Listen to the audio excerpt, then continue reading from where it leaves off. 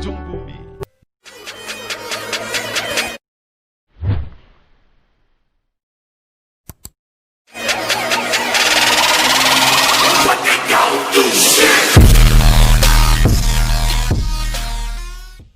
Shalom saudara, kembali bersyukur saat ini kita kembali bisa bersama-sama memuji, menyembah Tuhan untuk memperingati dalam ibadah kita memperingati hari kenaikannya ke sorga.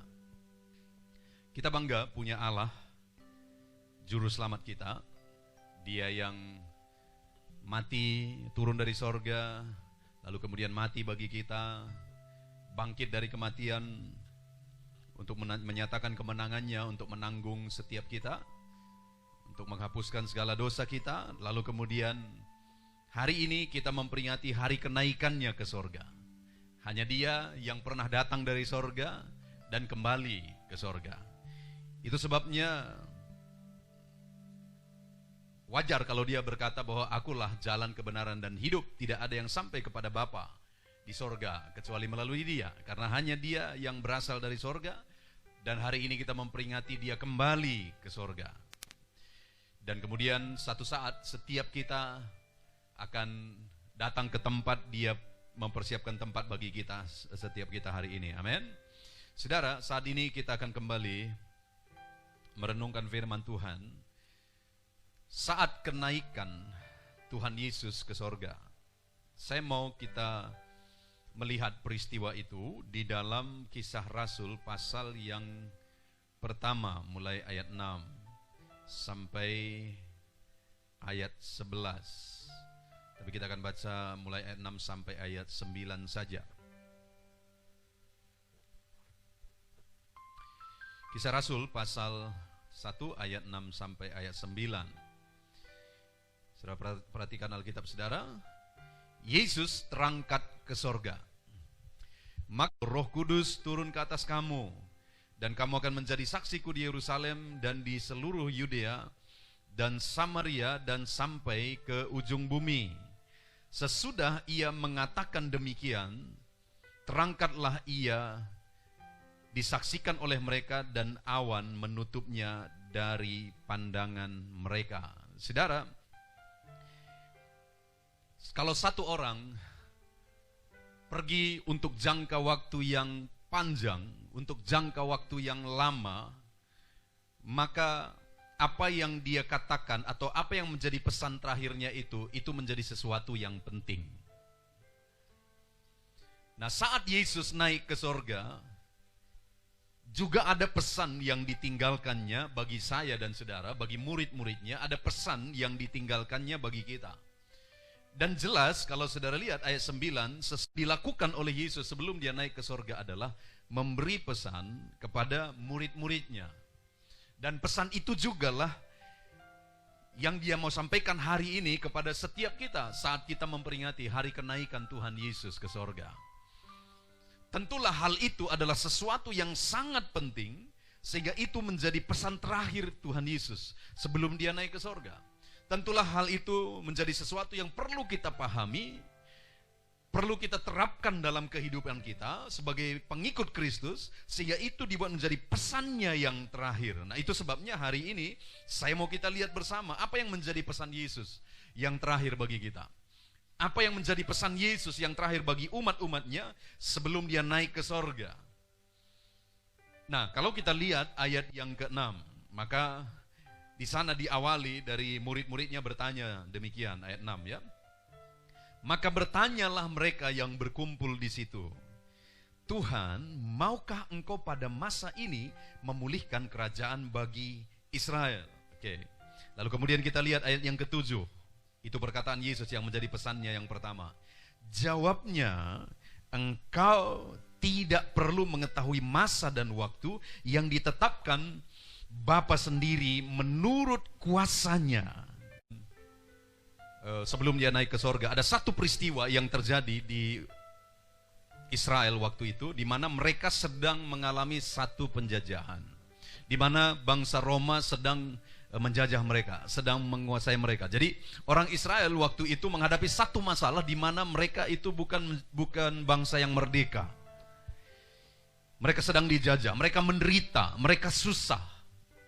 Bahkan sampai akhirnya pada tahun 70, kalau ini sekitar tahun 30-an Masehi, pada tahun 70 akhirnya semua Yerusalem itu hancur lebur.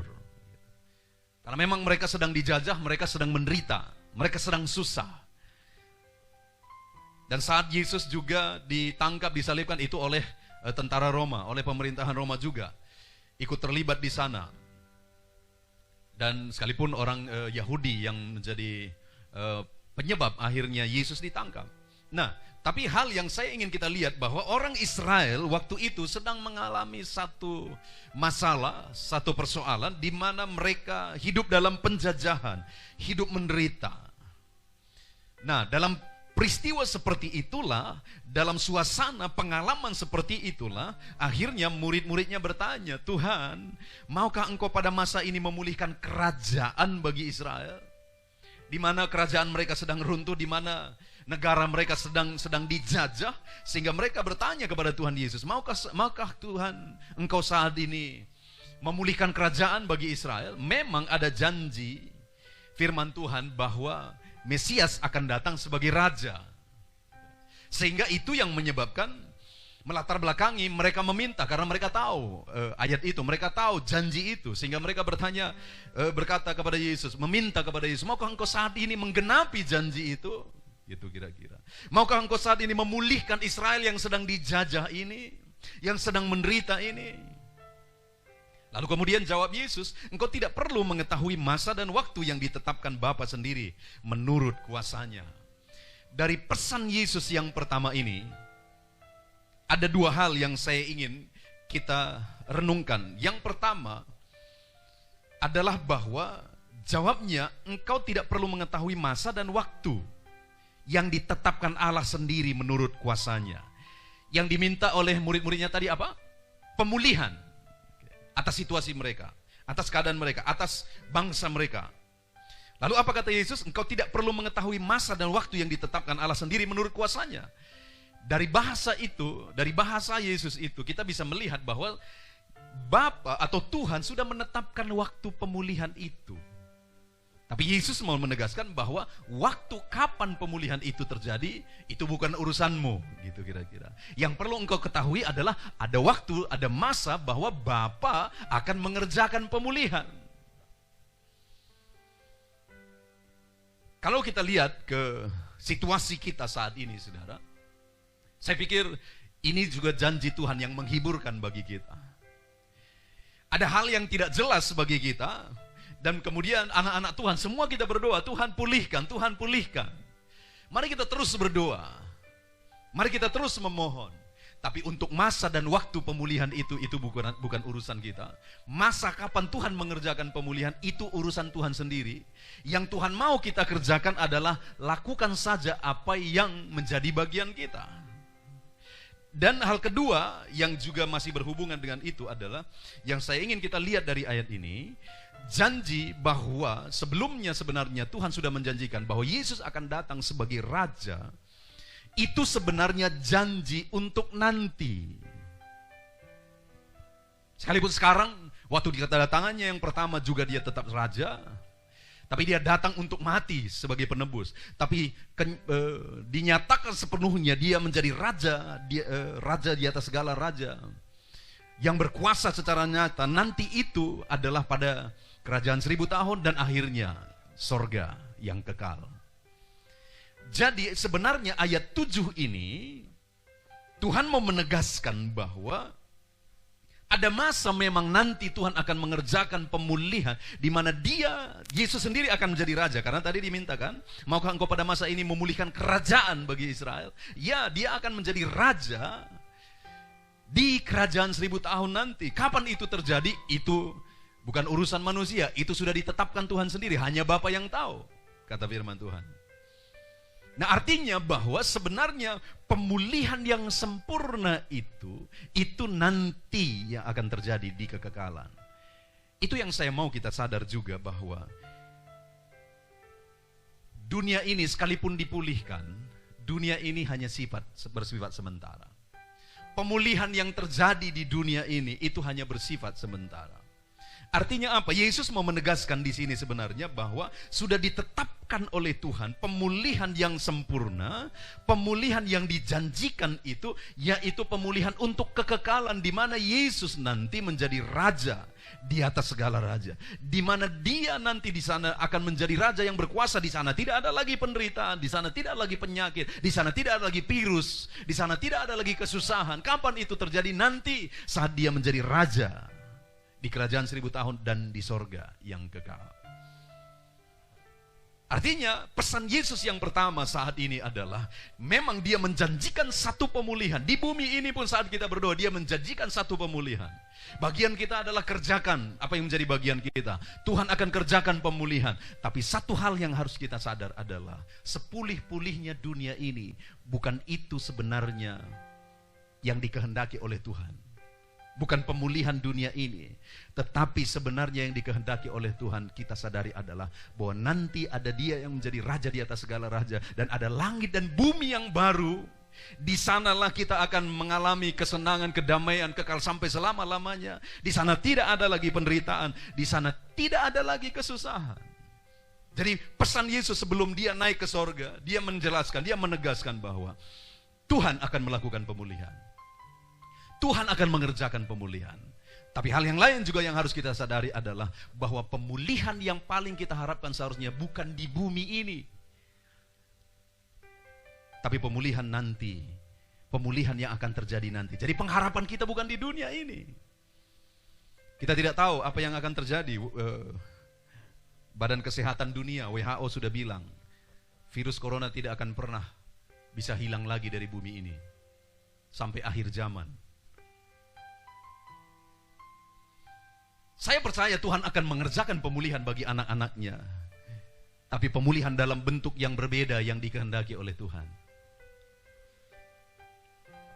Dan pemulihan yang sesungguhnya itu nanti adalah nanti di kekekalan. Jadi pengharapan kita lagi sekarang ini bukan di dunia ini. Pengharapan kita bukan di bumi ini. Sekalipun di bumi ini kita harus kerjakan apa yang bisa kita kerjakan. Kita berdoa, kita mengerjakan untuk pemulihan, untuk perbaikan, untuk semua semakin baik. Tapi satu hal yang harus kita sadari juga adalah pemulihan yang sesungguhnya itu adalah nanti. Jadi sebelum Yesus naik ke sorga, Dia berpesan kepada saya dan saudara bahwa engkau tidak perlu tahu masa dan waktunya yang ditetapkan oleh Allah sendiri menurut kuasanya. Akan Tuhan kerjakan pemulihan demi pemulihan, pemulihan demi pemulihan. Tapi sadarilah bahwa pemulihan yang sempurna itu nanti saat kerajaan 1000 tahun, saat di sorga yang mulia. Di sanalah pemulihan yang sempurna.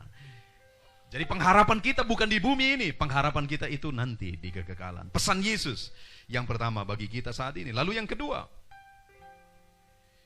ayat yang ke-8.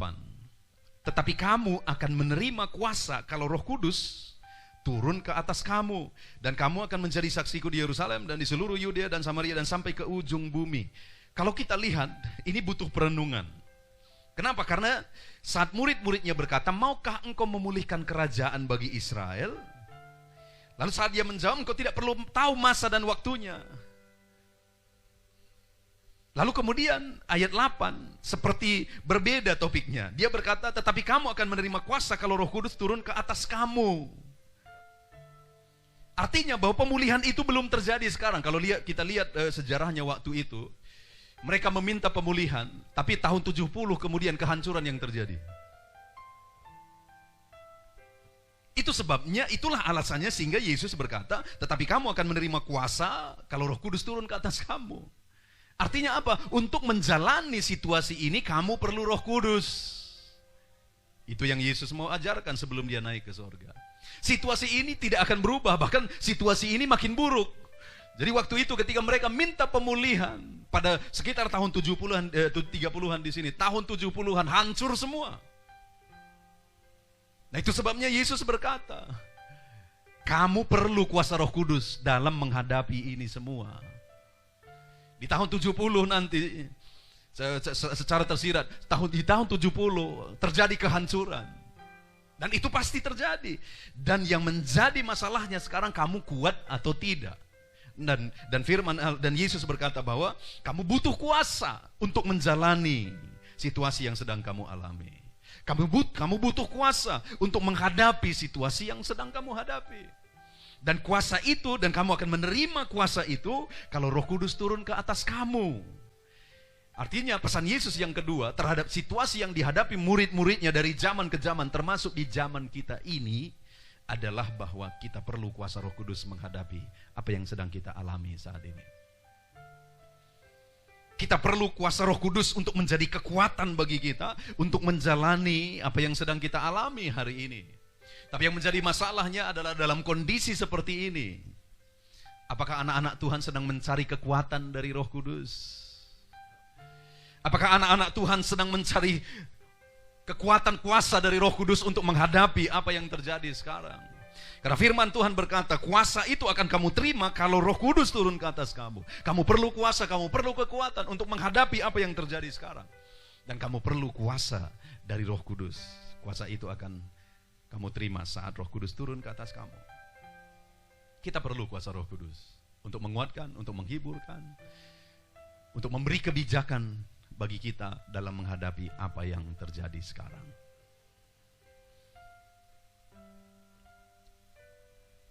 Tidak seperti yang kita harapkan apa yang terjadi. Bahkan kalau lihat berita-berita belakangan ini, kemungkinan sekali lagi ke depan mungkin akan semakin buruk. Ke depan akan semakin susah. Ke depan akan semakin mengglobal apa yang terjadi sekarang. Karena kalau ditunggu-tunggu, vaksinnya juga tidak jelas. Akhirnya para pemimpin mulai berpikir, jangan-jangan masyarakat akan mati karena ekonomi susah, bukan karena virus. Jadi mulai sekarang kayaknya sepertinya semua akan semakin bebas. Sepertinya dalam tanda kutip. Jadi kalau misalnya itu terjadi, apa kita sudah bisa bayangkan apa yang akan terjadi ke depan. Dan untuk menghadapi itu, demikian juga murid-murid pada masa itu, semuanya saat mereka meminta bukan makin baik tapi makin susah. Dan Yesus berkata, yang kamu perlu sekarang bukan kapan dipulihkan. Yang kamu perlu sekarang adalah kekuatan. Yang kamu perlu sekarang adalah kuasa. Dan kekuatan dan kuasa itu akan kamu terima kalau Roh Kudus turun ke atas kamu. Jemaat Peniel dan kita semua hari ini yang mendengarkan berita ini, firman Allah berkata kita perlu kuasa kekuatan. Kapan pemulihan itu terjadi, itu bukan urusan kita. Yang menjadi urusan kita adalah kita tetap berjalan sesuai dengan kehendak Tuhan karena pemulihan akan terjadi.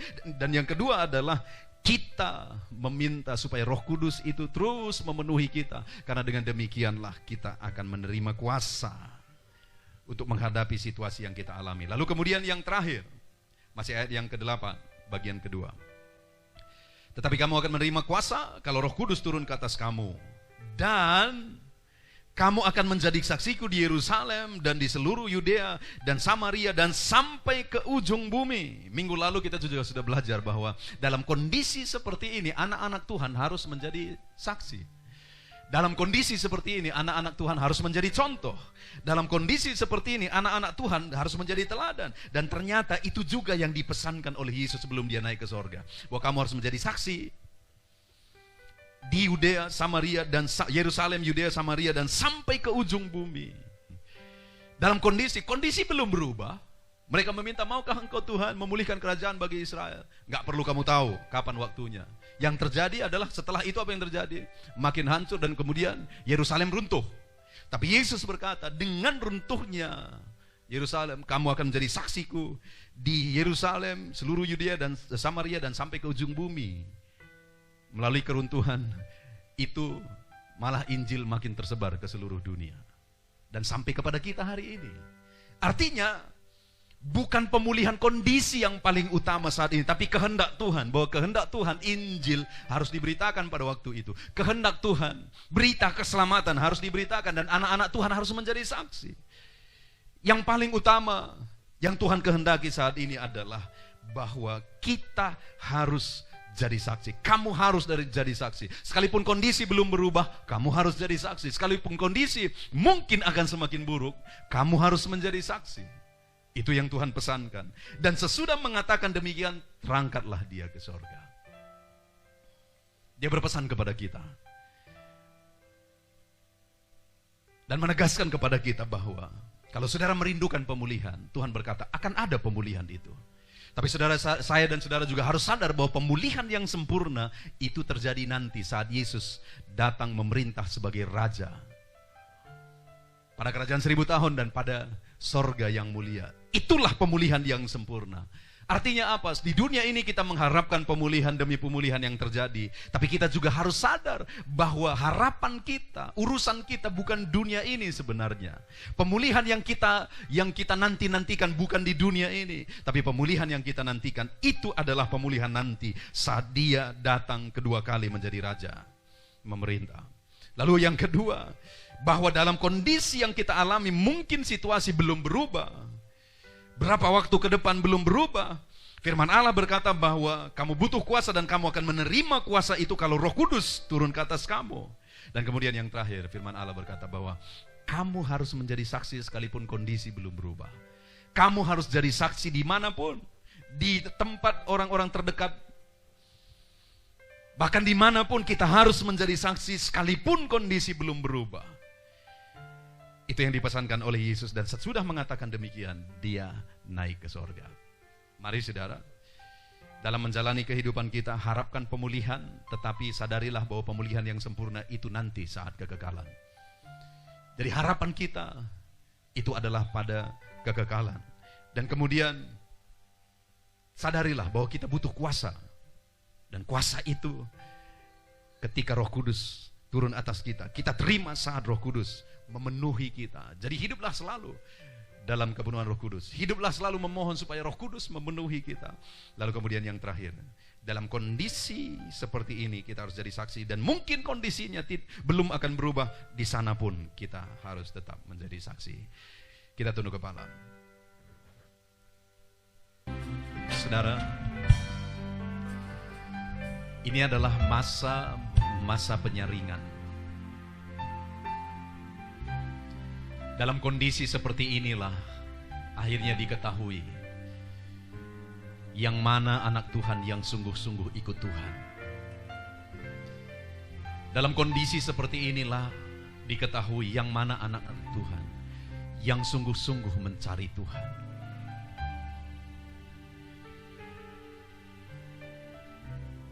Sebenarnya bukan kondisinya yang jadi masalah, tapi pribadi lepas pribadi anak-anak Tuhan itu.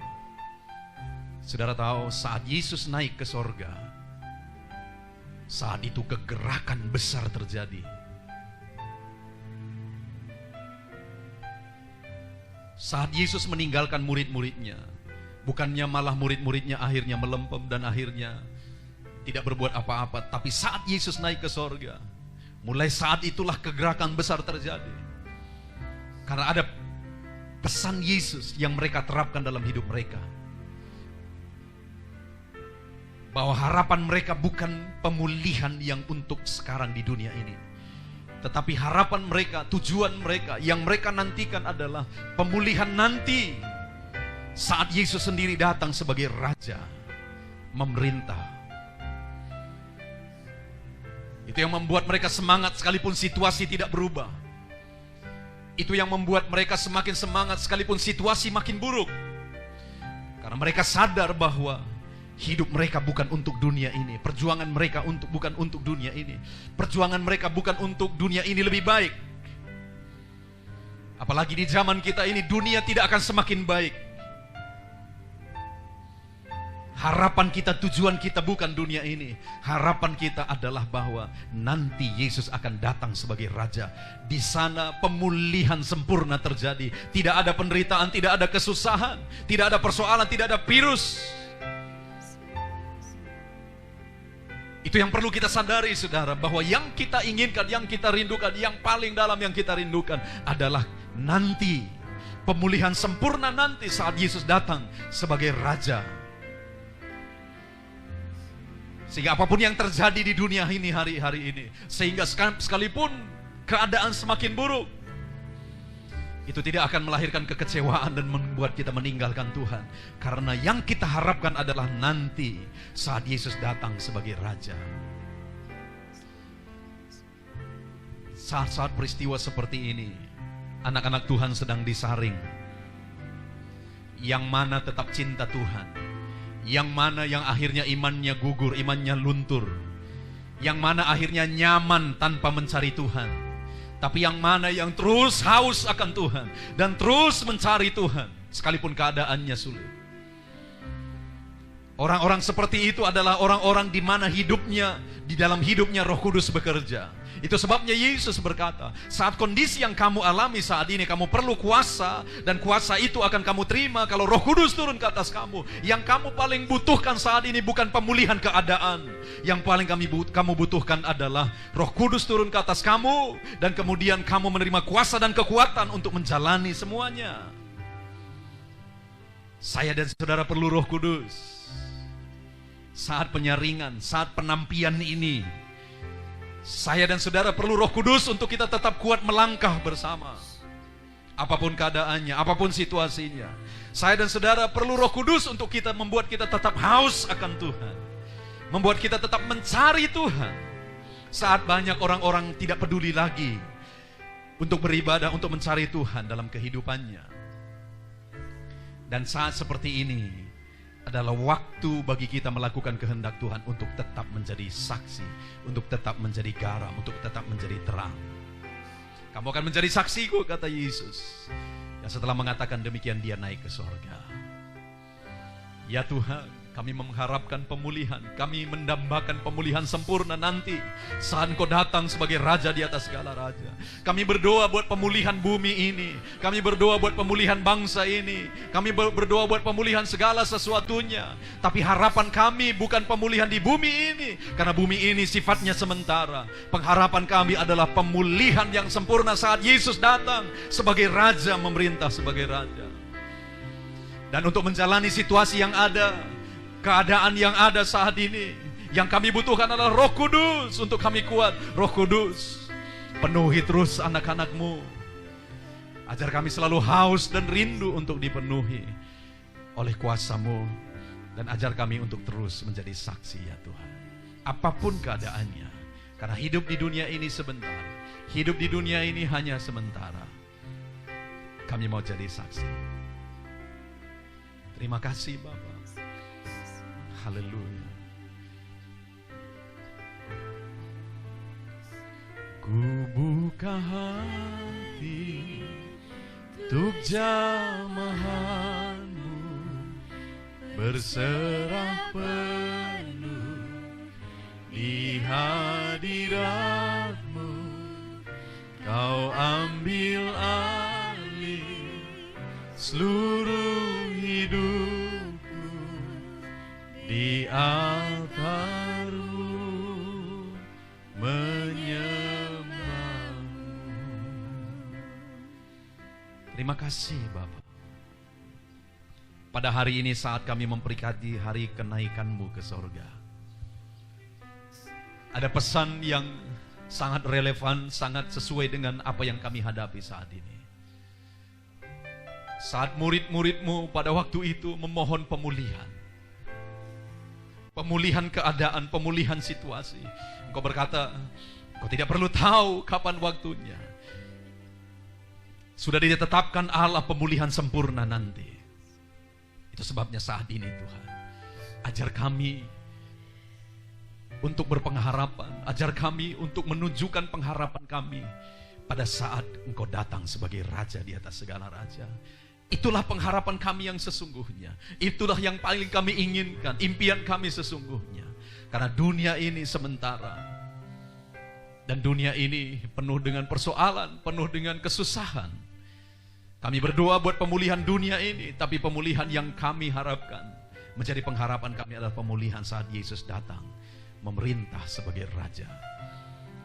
Dan Roh Kudus kami mohon kepadamu, berikan kami kekuatan.